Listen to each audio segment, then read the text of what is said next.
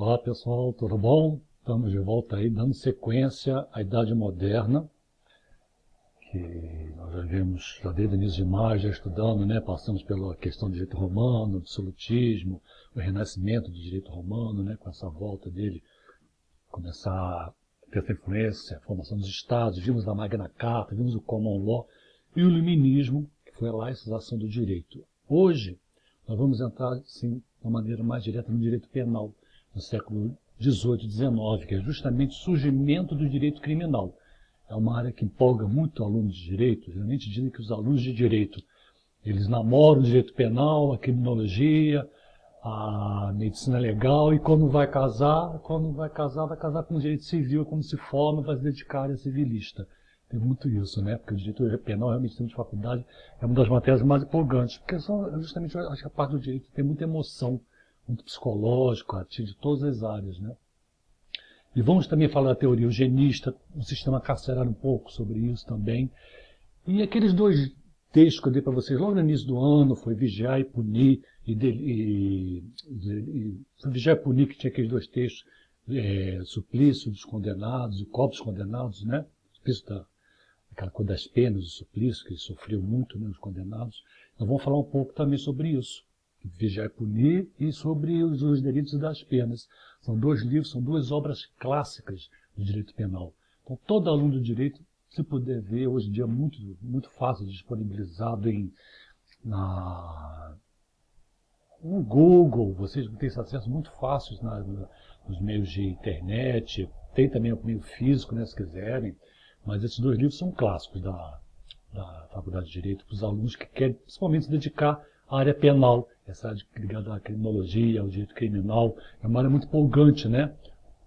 É justamente o livro Vigiar e Punir, do Michel Foucault, e dos delitos e das penas do César de Beccaria, que é muito interessante também. Nós vamos falar sobre os dois, que tiveram uma mudança muito forte no aspecto das punições, do aspecto de apuração dos delitos, como eram feitas essas apurações, como sofria o réu na mão dos jogadores, né? Como era feita essa punição, tipo de punição que era dado, isso nós vamos abordar. E as evoluções que foram decorrendo em função disso, que com a evolução histórica do direito criminal, a gente vai ver que ele vai havendo uma atenuação, né, entre aspas, do conceito de punição. Sabe, um aspecto bem ligado ao físico, uma coisa de punição cruel, sem qualquer tipo de pena ou consideração com a condição humana, a partir para um lado mais dos direitos humanos, da condição da pena, que ele vai recair sobre a pessoa, não mais vai recair sobre herdeiros, e uma pena de um caráter mais no sentido de se apurar o que aconteceu, mas também, quando aplicar a pena, aplicar de uma maneira mais científica e de uma maneira mais honrosa em termos de punição, não mais essa situação de crueldade, de tortura, que é o que era muito comum. Então vamos entrar direto nessa evolução histórica que eu separei para vocês aqui, 3 tipos de vingança e 3 tipos de direito. Entre os 3 tipos de vingança que eu achei interessante passar para vocês, depois vamos dar as escolas penais que foram importantes, tá? Ligado ao século XVIII e XIX, temos a vingança privada, a vingança divina e a vingança pública. A vingança privada, nós temos aquela ideia que não havia proporção entre o crime e a punição. Aquela vingança que nós já vimos lá atrás, principalmente na antiguidade, aquela questão da vingança de parentes, a vingança da pena do talião, que a pessoa apurava quem era o criminoso, ou chegava à conclusão que determinada pessoa cometeu um certo delito e vingava de maneira bem privada. Eram as vinganças chamadas vinganças privadas. Justamente havia indenização quando a pessoa tinha um certo grau de influência maior, uma certa posição maior na sociedade, então já havia para indenização por parte do agressor, e a vítima era indenizada. Mas, de certa maneira, o que caracteriza a vingança privada é essa crueldade sem medida. Era uma vingança que muitos parentes e amigos faziam quando descobriam certos crimes. Ou seja, a morte, ou seja, de você tirar um determinado membro, ou uma coisa de deixar a pessoa sem condições de trabalhar, de viver dignamente, havia essa vingança privada. Isso foi muito comum na época antiga, né?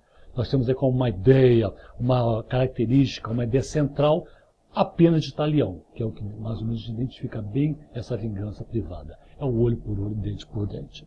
A vingança divina, aí nós já temos aqui os sacerdotes, a religião, de uma maneira muito forte presente aí, né? São as penas também muito severas, rígidas, cruéis também. São crimes designados como crimes contra Deus, contra uma entidade divina maior. Então, essa previsão vinha muito lá nos códigos antigos também. A gente tem essa previsão muito forte no Código de Hammurabi, quando a gente estuda a Mesopotâmia.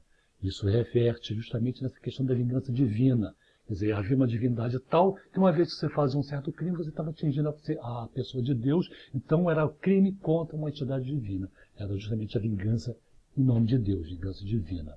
A vingança pública, nós vamos ter aí a morte na fogueira, vamos ter esquartejamento, sepultamento vivo, vamos ter o período monárquico absolutista que tem muita influência, onde foi muito exacerbado esse tipo de punição. Essa vingança pública, quer dizer, o caráter exemplar, se fazer público, se fazer perante as pessoas. Muitas vezes até causava certas revoltas populares, né? Mas aí tinha a questão da repressão da guarda, da polícia militar, da polícia constituída, para poder abafar essas revoltas populares que às vezes não aceitavam aquele determinado tipo de punição. Mas normalmente o absolutismo era implacável, ele condenava, seja que tipo de pena que fosse, e era cumprido. E esses processos sigilosos, não se apuravam muito a questão de provas, o inocente culpado, havia uma linha tênue, e dependia muito mais, às vezes, da vontade do julgador e de uma testemunha, às vezes até arranjada de maneira imprópria, e ali se condenava e ali se fazia as maiores barbaridades possíveis. Isso é a vingança pública, aquela vingança que depois ela vai mudar em termos de punição, né? No primeiro momento, esse direito criminal está muito ligado a isso, ao exemplo. É dado em praça pública o exemplo que a gente quer dar para as pessoas ficarem mais assustadas e aí você acalmar uma turba, uma multidão que podia se revoltar. Com essa vingança pública, você mostrava ali, ó, se fizer isso, vai acontecer com vocês também. Então as três vinganças são a vingança privada, a vingança divina e a vingança pública. Em termos de direito, três direitos que são muito importantes dessa evolução. Nós temos o direito penal romano, que é quando a religião está muito ligada a essa questão do direito, o pater familias, esse direito de morte sobre filhos, esse direito muito forte do pai sobre a família, né? Principalmente sobre a figura da mulher, dos escravos, o filho também. Há depois uma evolução do direito penal. Aí você está também no direito penal romano, a questão da distinção dos crimes, a questão do dolo, já tinha a figura do dolo, da intenção de cometer um crime, a culpa quando você comete sem querer, um dolo eventual por acaso, você até assume o risco de cometer um crime, mas você não tinha aquela intenção de matar, é o dolo eventual, mas essa questão do ímpeto, quer dizer, isso tudo é previsto nesse direito penal romano. Há uma evolução aí, né? Ainda muito ligado à rigidez de penas, o pai sendo muito rígido com esse pater familias, esse poder de pátria poder, né?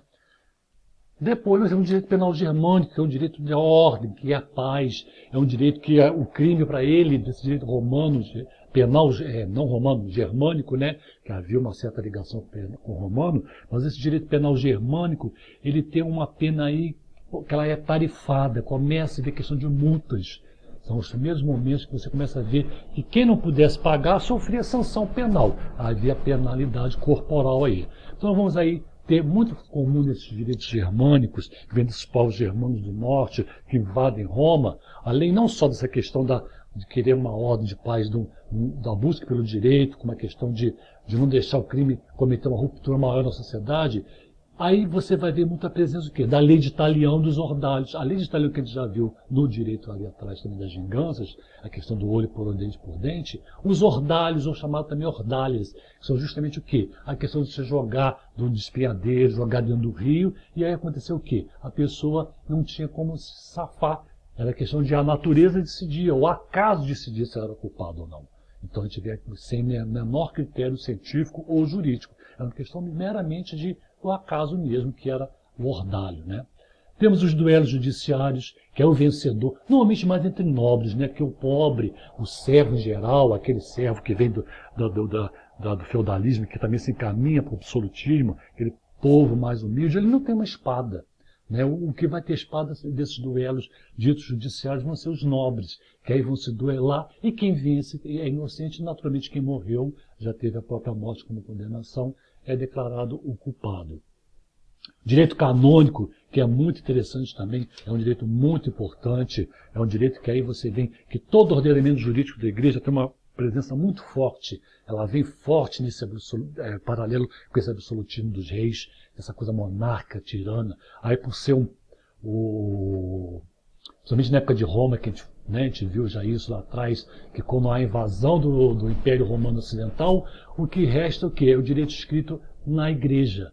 É o direito escrito nos mosteiros, nas grandes bibliotecas. Isso fica lá no Império Romano Oriental, chamado Império Bizantino. A gente vai ter o que aí? A Igreja Católica Apostólica Romana depois voltando, né? Essa coisa do ressurgimento do direito romano, aí já com os estados nacionais, os estados papais, vamos ter vários estados dentro da Península Itálica, o que hoje se diz o país Itália, temos aí vários estados, entre eles o estado papal, que tinha um poder imenso sobre a sociedade, né?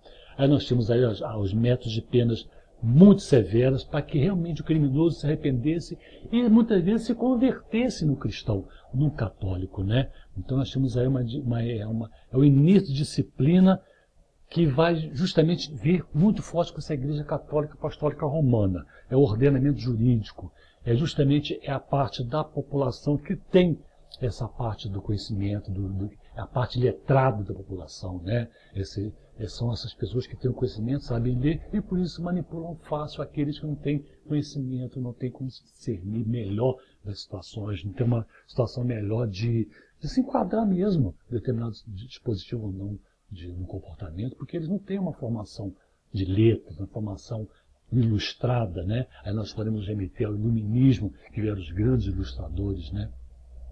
Deixando um pouco essa questão, para depois a gente ir para as escolas penais e nós irmos também para as teorias, tem esse período que depois mais adiante, com essas ideias iluministas que eu comentei com você, nós temos aí no século XVII, final do século XVII, começamos já, por isso pega do século XVIII e XIX, né?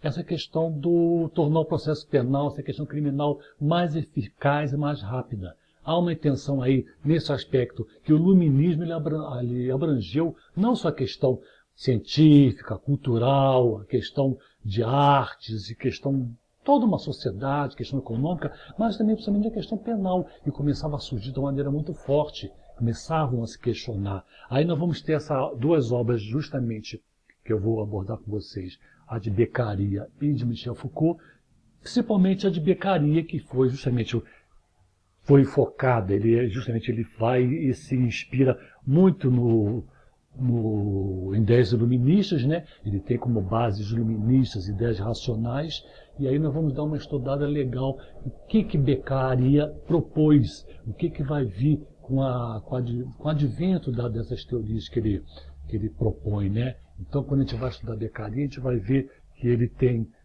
a gente vai ver na hora que vamos entrar mais de uma maneira mais direta na vida de Beccaria, que foi um nobre, né? Ele muitas vezes tinha que escrever em anonimato, porque eram ideias justamente revolucionárias. Ele tinha que estar justamente no país dele, que é justamente na Itália, na Península Itálica, né?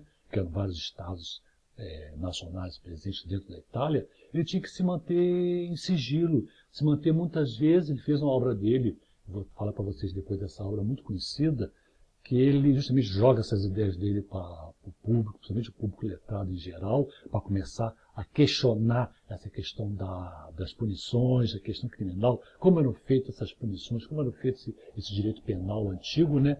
Então ele tem essa questão, no primeiro momento ele vai usar anonimato, ele usa a figura de um pseudônimo, ele não se apresenta, porque ele é perseguido. A figura do César de Beccaria, né? Ele é perseguido porque ele tem ideias que não batem justamente com esse caráter tirano, essa coisa déspota, desse despotismo claro e muito vigente à época, que era justamente o absolutismo monárquico. Então essas ideias iluministas vão não só influenciar em todos os aspectos da sociedade, político e socialmente falando, como também na questão penal, que é que nós estamos abordando como consequência desse estudo nosso da Idade Moderna. Eu dei essa esticada, botei essa questão penal só nessa aula, porque é uma área que vale a pena estudar com um certo carinho, porque para não misturar com outros demais que nós já falamos, né, na Idade Moderna, essa parte da Idade Moderna é muito importante, essa evolução do direito penal. Então, no próximo vídeo, nós já vamos entrar nas sociedades, nas escolas né, penais, nas escolas mais importantes penais, e vamos dar sequência ao estudo da Idade Moderna. Tá ok?